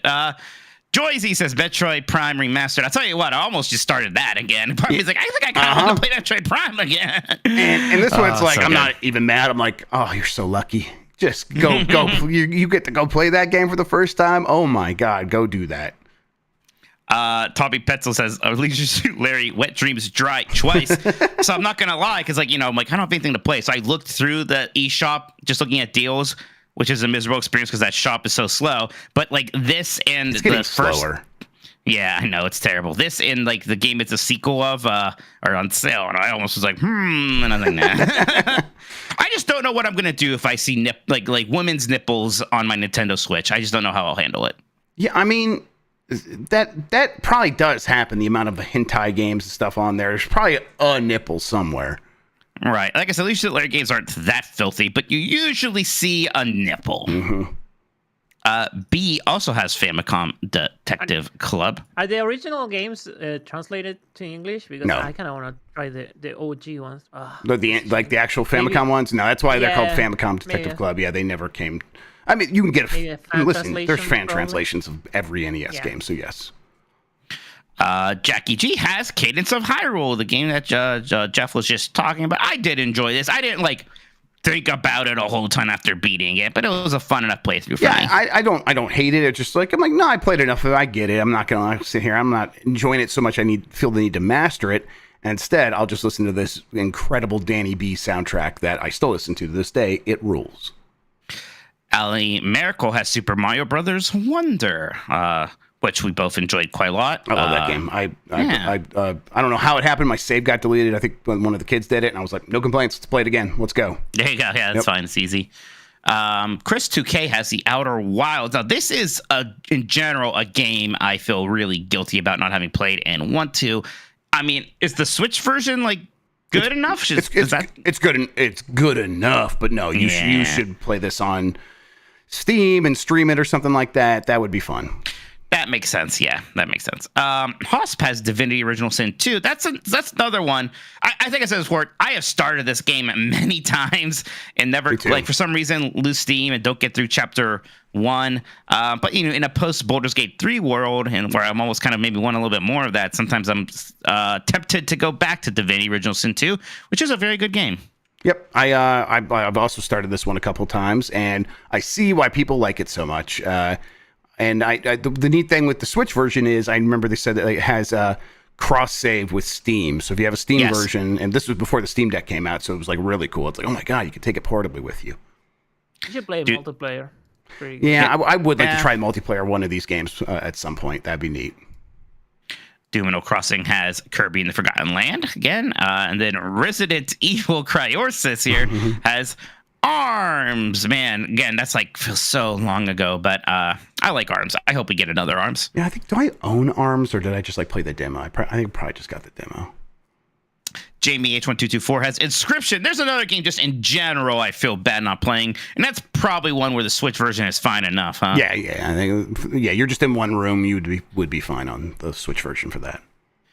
Elden Ring Wolf 5's got Splatoon 3. I like Splatoon 3. I played it. I kind of feel bad I didn't play more of it. It has that roguelike single player DLC that looks pretty fun, and I'm not sure why I don't play that. I know. I need to go play that. Is what I need to do. Yeah. Dr. Ryan has Mario Kart 8 Deluxe. We found them, everybody. Another one. I'm just impressed that somehow that happened. Nintendo's deploying the ninjas right now to come bring you this game because you're not allowed to not own it.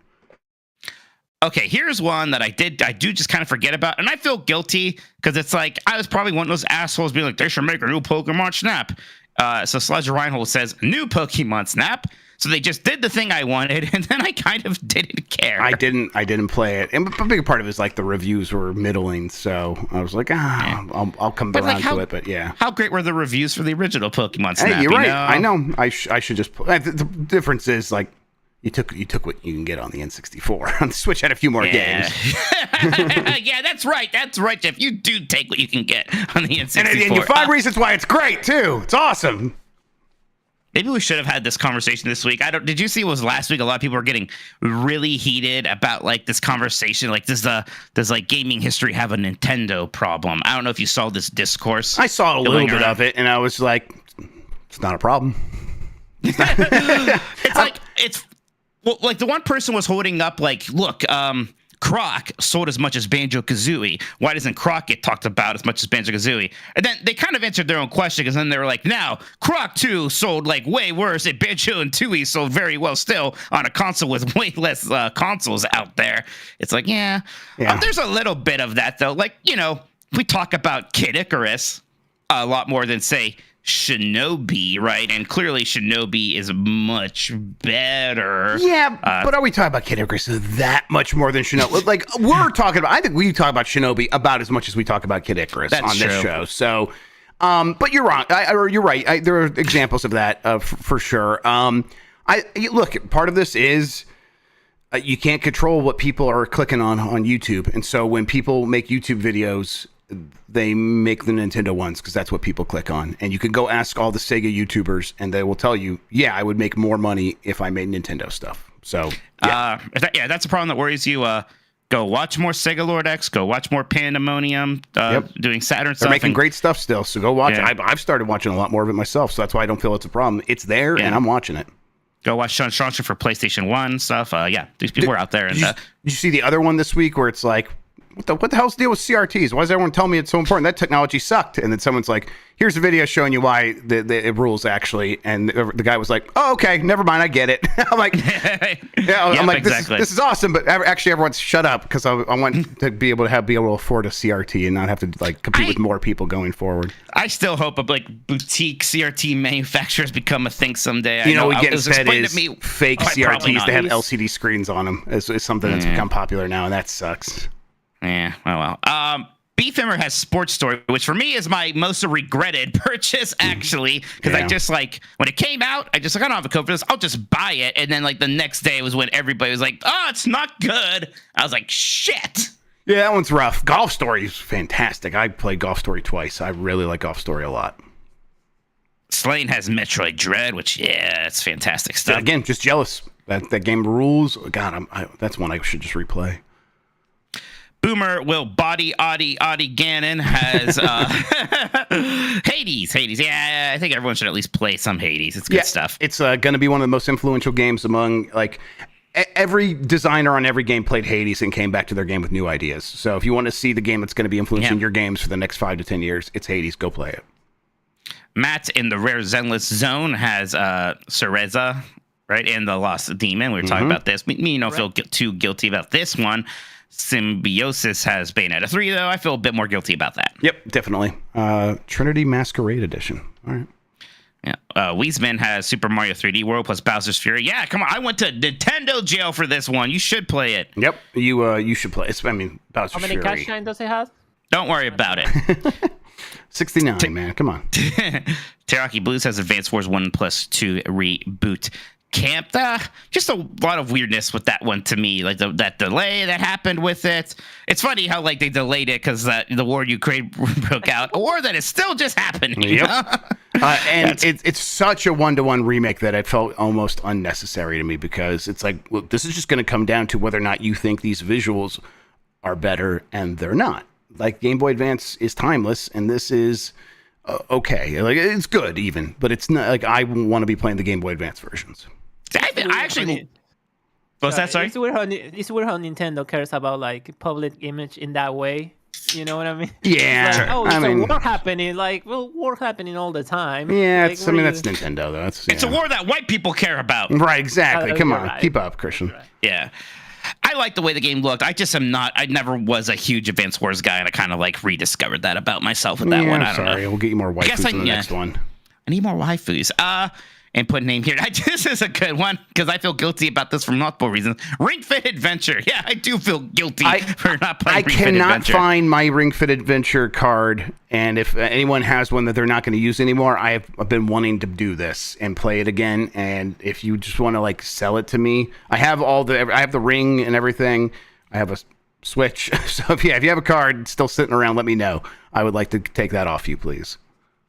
Warden Cliff says Rain Code. Gosh, which one is Rain Code? And I can't remember if this is like a 2D game or if this is another kind of visual novel thing. This is the detective game from the people who used to make Danganronpa. That's what I thought. Oh, okay. Interesting. There you go then. Mr. Boris, Pokemon Legends Arceus. What's your favorite Pokemon game on the Switch? You're asking me Pokemon Legends Arceus. No, I'm talking to myself. Sorry, I was reading chat. Pokemon Legends Arceus. I had a lot of fun on that stream where we raised money for my in-laws kid who was dealing with cancer, and that was 12 hours of playing that game, and I had a good time the entire time. And then I tried to go back later, and I was lost, and I immediately got like the shit beaten out of me by a Pokemon. I'm like, oh god, I don't know how to play this anymore. But I would like to go back and finish that game even. Yeah, I like Arceus a lot. Lenny Astro Dick Denver has Pokemon for Golden. Pokemon for Persona 4 Golden? Excuse me. That'd be fun, though. Are you okay? Well, I just, because like the big boxer just has P4G, so I was just like reading it like that. And then, yeah, right. Persona. I like this game a lot. It's kind of hard to talk about it more without somebody bringing up some of the problematic elements with the story. So that's why I'm really looking forward to the inevitable remake to kind of smooth and correct some of that stuff. And, just make it look prettier and give some quality of life stuff. So At this point, if you haven't played Persona 4 Golden, I bet you can wait for that inevitable remake that I imagine will hit us in hopefully a couple years, 3 years. We'll see. Screaming Madden has Metroid Prime Remastered again. Stinky has Super Mario Odyssey. How do you not played Super Mario Odyssey? I think I said this on the Bombcast today. Probably the best game made in the last 10 years still. God, it's also just like, man, that's a video game. Like this is the whole reason you want this hobby is to have a game like this. So go play Super Mario Odyssey. It's such a joy. And then Max has Mario 3D World plus Bowser's Fury. More trauma for me. Sky Rizzy Razor. That's incredible. Has Animal Crossing New Horizons. I played quite a lot of New Horizons. There was, again, a big zeitgeist around this game. That was your first real time with Animal Crossing, right? Like first real go of it. I played a decent amount of the 3DS one, but I played way more of this for sure. JD Camp's got Mario Wonder again, and then here's Hammond of Texas with Captain Toad Treasure Tracker. I do feel ashamed. It's probably still my best answer. Octo's got Mario plus Rabbids Kingdom Battle. Remember, it was like Mario's got a gun. It's like the most, innocent looking toy gun thing on his arm you can imagine. Enemy Mouse has Tokyo Mirage Sessions FE Sharp Encore. Sharp FE. Excuse me, everybody. A fun game, again, not the most memorable game in the world, and I think it could have used a dash more. Fire Emblem, and maybe definitely maybe quite a few dashes more of actual interesting story, but very fun combat system and fun flashy visuals and whatnot. Perio 2 also has Animal Crossing, and then Tashi also specifically Bowser's Fury.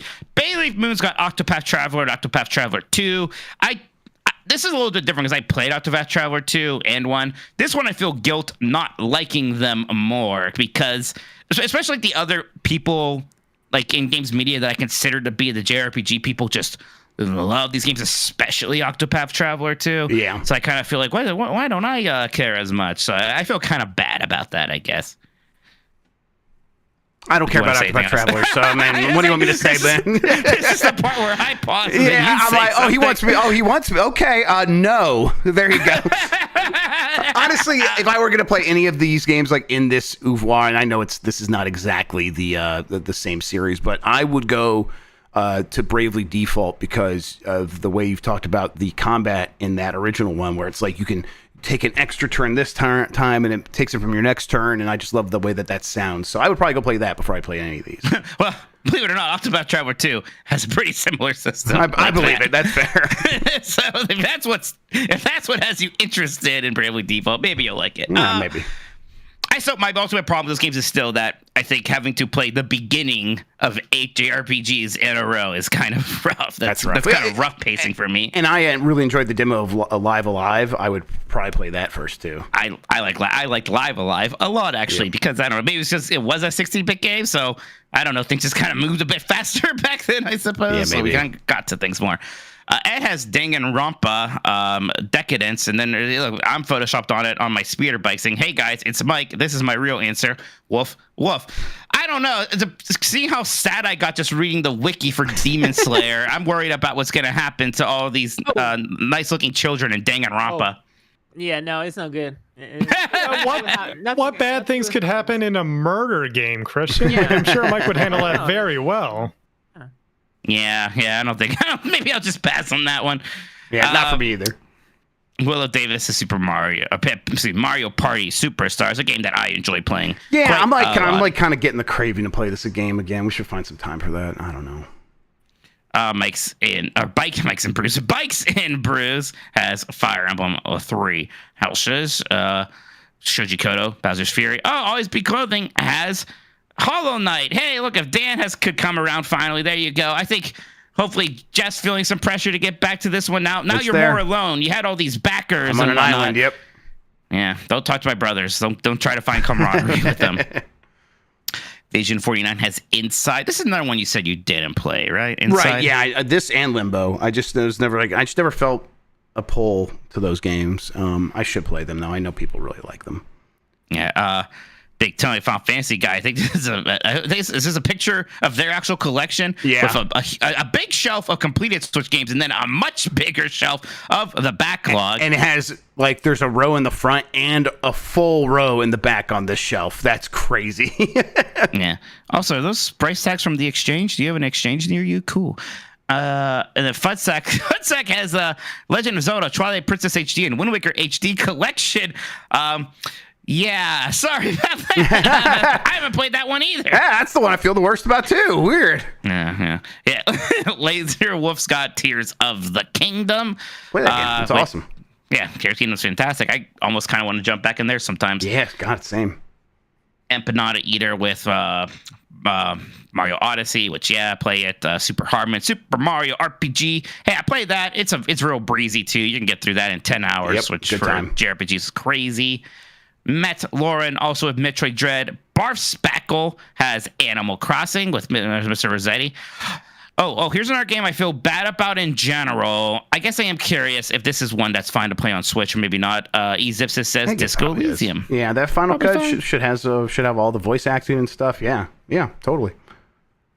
And then Turbo Sean also seconds Raincode. Excuse me, Raincode. So there you go. Yeah, I think there's a lot of good answers there. Plenty that I feel pretty bad about. There's a lot of like those games I feel bad about not playing, like Inscription, the one we just literally mentioned. I already forget the name of Disco Elysium. Yeah, Disco Elysium. Yeah. Outer Wilds, which I'm not sure if I want to play those on Switch specifically, but maybe. But Captain Toad, I feel bad about because somebody keeps asking us to. Yeah, someone keeps giving us money. Yeah. Yeah, so that's my big issue there. Should we take one more? Why don't we take one more break? We'll come back. We'll wrap this show up. Sounds good. All right. Cool. All right, we can just get to it. Yep, I'm ready. Cool. All right. All right, Jeff. Like I said, I've been mostly just kind of indecisive about starting something new after beating Final Fantasy VI. So, playing more Nintendo World Championship. I didn't go super hard on the challenges this week. I didn't get top 100 or anything. The only ones I played much of were the coins of Mario and then the getting the bomb in Metroid. Those are the two I spent the most time on as well. And those are the other ones were I was in the thousands, top like 5,000 or something like that. But yeah, I got first on Metroid, and then I got 17th in the world on the coin one, which was there was just one time that you could get that was possibly faster, and 16 people got that, and it was I tried a bunch actually, and I just could not get that final 10th of or 100th. Did you think your coin one's actually more impressive than the Metroid one? Yeah, because that one's there's more room for artistry or whatever you want to call it. Yes, there's more room for variables in that one. I'll tell you what though. I've decided for this week I am gonna when am I gonna have time, because we have a pretty busy weekend and stuff coming up and things like that, but I am gonna try to get a 5-minute time on Super Mario Brothers, because that is the last challenge this week, and I'm at 6 minutes and 17 or 20 seconds or something like that. I think it's 23 seconds. So I have 23 seconds to shave off. There's a lot of room for improvement though. So I'm gonna go for that. The problem is that's such a long run compared to all these other things we've been doing. That might be a little bit more trouble than what it's worth. Do you think at some point, if you do get good at this, will you just boot up something so you can submit an actual time to speed run? I would. I'm not.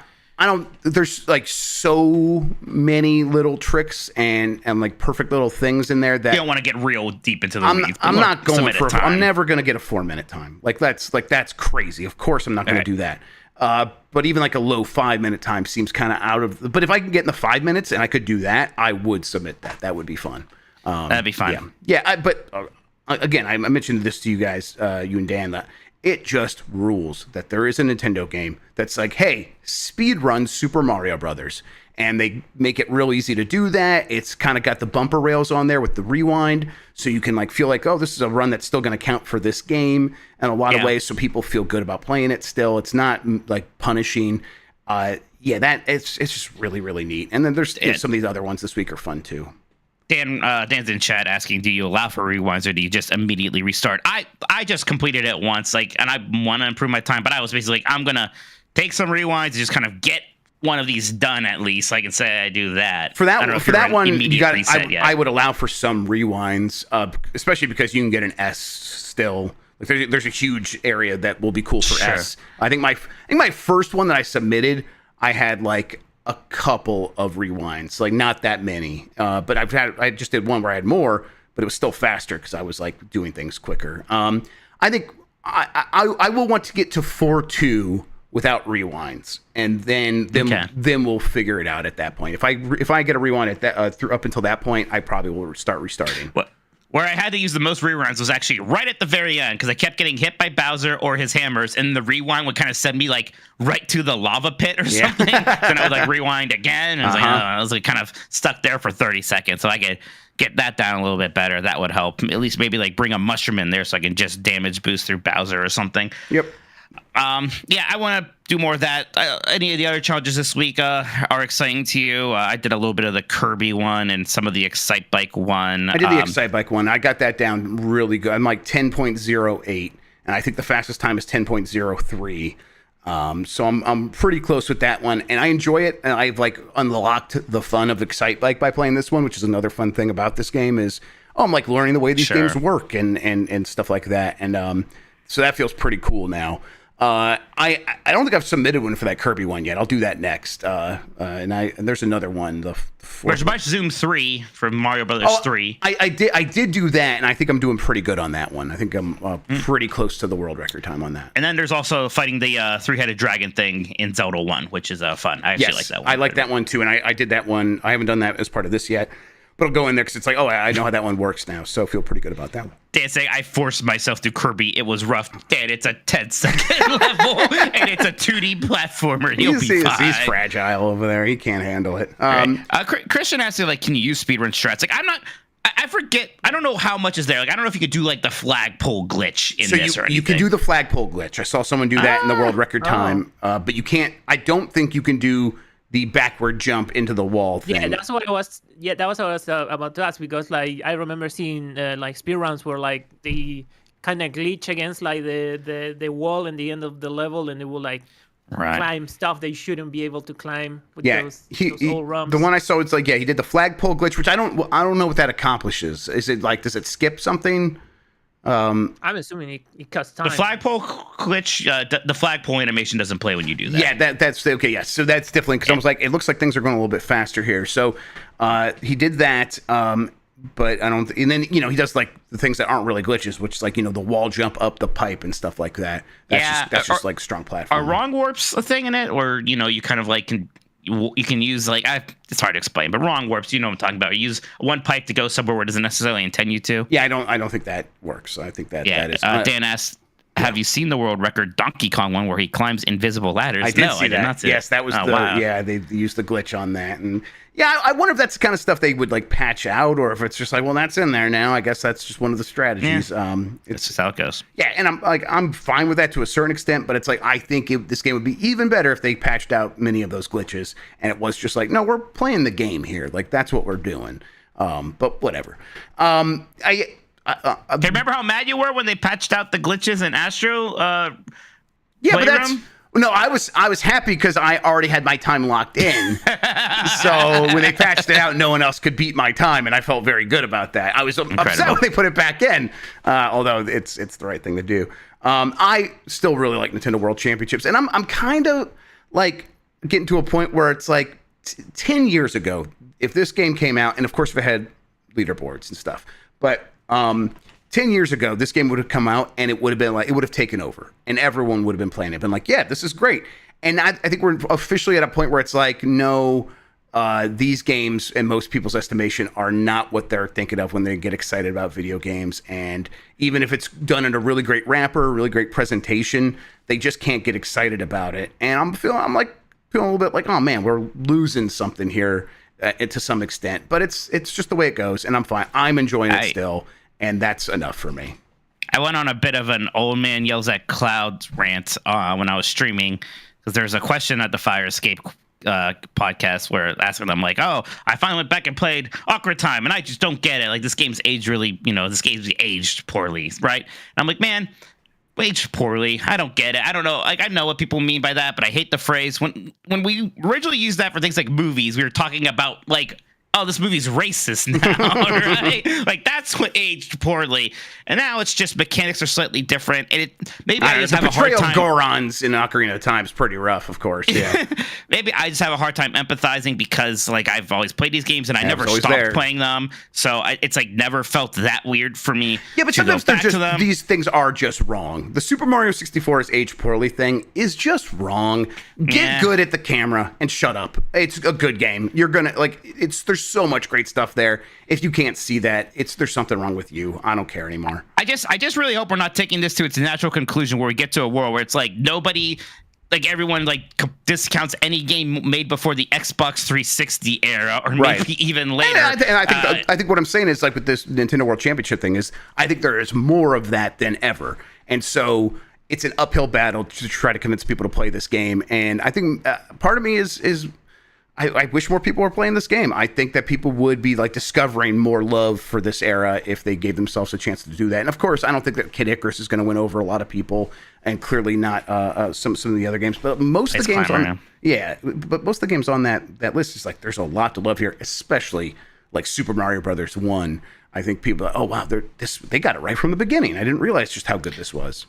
Yeah, and I mean, I think maybe they could get some third-party games and get maybe some more of the highlights there. But you're right. It seems like maybe the NES Mini was kind of really the fever pitch of NES nostalgia. Maybe we're on the other side of that, and it's a little weird. I think that's exactly kind of. And I don't think it's going to go away or disappear. But it's it's kind of like it won't be Atari level ever. But yeah, I think we're just on the other side of it. It's like in the 90s when people still care about I Love Lucy and we still watch and stuff. Today, people talk about how it's important, but we'll see. The beat goes on, da-da-doom, ba-doom, right? That's right. That kind of thing. And then the other Switch game that I played on Steam Deck, but it's on Switch and apparently runs just fine is Thank Goodness You're Here. I did just beat that before we started the show, and it's really fantastic. What it makes me want is it's like there's so many cartoons that should just take this as a model of like, how could we make a game based on this? You should just make Thank Goodness You're Here, which is very cinematic in its presentation where like there's cuts in the middle of the action because they're just moving on with that scene and your character suddenly just appears there and you hit A to find out where you are and the little character starts jumping inside like a bag of flour and then he pokes his head out and you keep hitting A and he jumps out. And it's an interactive comedy game. That's really the best way to describe it. An adventure game in some ways. You're solving a problem. You walk into a room, someone says, "Oh, thank goodness you're here." And like my hammer got stolen. It was probably that idiot down by the brook. Go down there and get my hammer back. And you got to figure out how to get down by the brook. And that involves a bunch of silly things involving like getting a boy who's crying milk for his coffee. And so you got to go follow the sign that says normal milk. And there's a cow there that's like on the ground and splayed out and terrible things are happening to it.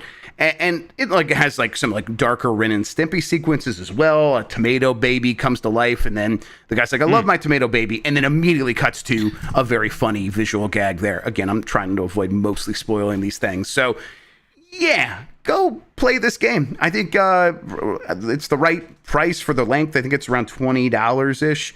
I really enjoyed it. I laughed out loud probably about 10, 11, 12 times by the end of the game. And I was giggling throughout most of it. And like Dan says, smiling the entire time without a doubt. I'm excited. It's nice to see, because sometimes we see these indie games show up at some showcase or something like this, and it has like a really good showing, and then you don't really hear about it when it actually comes out.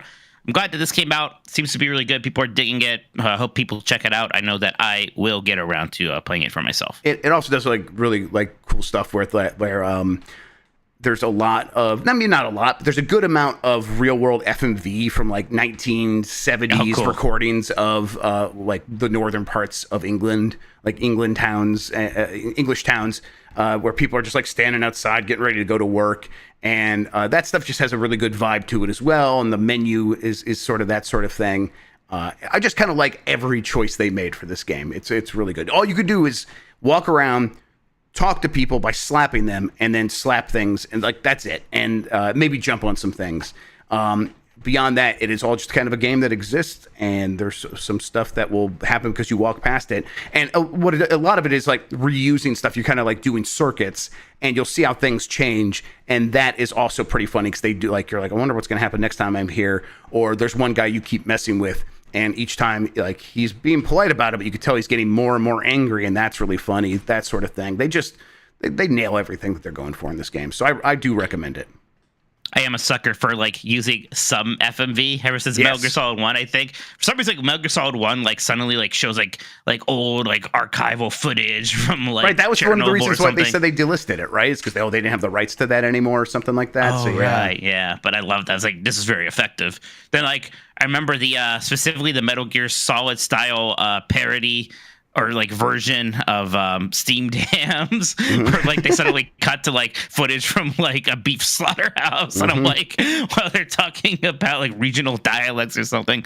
Oh, that's good. Oh, Dan Riker's right. He says, Jesus, learn how to talk about video games without bringing up Metal Gear Solid. You're right, Dan. My bad. I'm sorry. So it reminds me of Kirby. Never mind. That's much better. Let's read the rest of the super chats. Yeah, I got them right here. Let's see here. Willow Davis says, what's your pick for sexiest couch in a video game? Well, as an Ohioan, God, I'm really think of a single couch in a video game. Oh, I like that diseased-looking weird couch with like the fungus and holes that are in the gross apartments in Half-Life 2. Oh, sure, yeah, absolutely. JD Vance looks like he's had his way with that. Yeah, there you go. JD Boy is gonna dive head on those ones. Yeah, it's gonna catch something real weird. Stinky says, you didn't play Outer Wilds? You should go play Outer Wilds. Also, a great DLC in Echoes of the Eye. I've not played Echoes of the Eye, by the way. Also, Stinky, that was their first super chat. So thank you, Stinky. Thank you, Stinky. I think Stinky was also in our the podcast producers today. Yep. Yeah, I do. Look, I said I feel bad. Yeah. I tried to get it into Game Club one time, and I don't think it took. Probably because most other people have already played it because they're not stupid like me. But I'll get around to it. Let's see. Stinky says, I'll play Odyssey. That's my B. But you play Outer Wilds. I'll play it. I'll get to it, Stinky. I'm sorry. Stinky was the name of Roger Klotz's cats and Doug. Remember that? I don't. You think that's what Stinky's I like Doug going a lot. for? I don't remember that, though. Yeah, You don't probably. remember Stinky the cat? Remember the one Stinky the cat. Stinky had babies? I remember the beats. That's what I mostly remember from Doug. Ooh, you killer tofu. Yeah, there it is. Ooh, yeah. El Grug says, after going to 2 concerts that had Liquid Death ads between sets, I could say Liquid Death is the dumbest thing I saw in quite some time. Mike is right. Thank you. That's all you get. That. That's all we say. Thank you. Dean Bowling says, super chat. Jeff is right. I don't know. Thank you, Dean. Yeah, thank you, Dean. Appreciate it. I don't know what I was right about, but you're probably right yourself, actually, Dean Bowling. Jeff is probably right. Jeff is probably right. About Mario 64. Oh, yes. That sounds right. Hell yeah. Mike hates water, says... I'm drinking a carbonated water JD right can't. now. It's just not stupid. And is currently drinking a convicted melon. Here's my water. H2O. That's it. Well, that's not nearly cool enough. How are you going to cure alcoholism with that? I think I'm tired of them talking about Liquid Death. Deal with it. Yeah, who gives a Man, shit? Jeff. What's that? I thought you were a real man, goddammit. Yeah, right. Right? God, that's such feminine water that Jeff's drinking.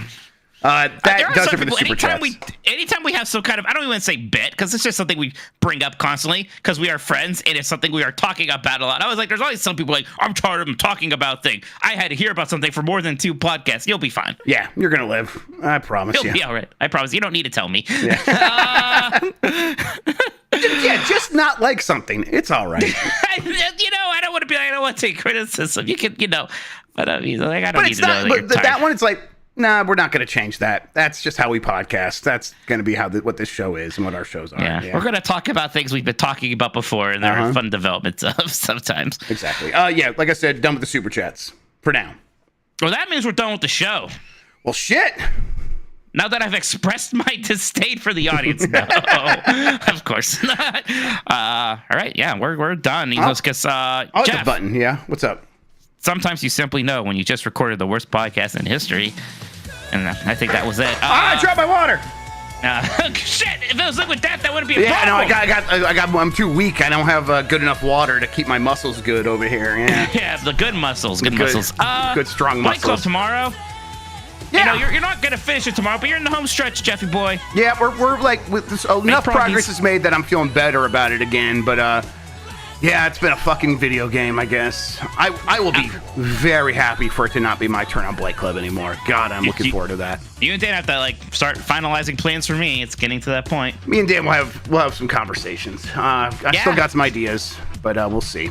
It's just, so many of my ideas are too short. It's not that problem right now. I'm thinking I am like legit. Like, all right, Jeff's next game is going to have to be a shorter one. You think he kind of deserves it? I think I've earned a little something here, a little clemency. They will be like, no, it's going to be a little shorter, Dan. Come on. Thanks, everyone. Bye. Dan Double was on next. I'm next. Then the Dan Double. That's right. The Double Dan. I know it feels like it's been a while, and it has been.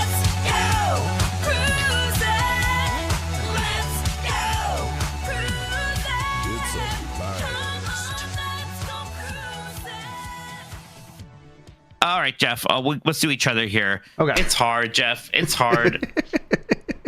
Jesus. Go beat it by yourself. Beat it amongst friends. Dan doesn't know that there's beating it. Dan didn't recognize many of the sexual jokes, and thank goodness you're here. So I want you to go play it and see how many that he missed. I have been plenty horny, thank you. Bye, everyone.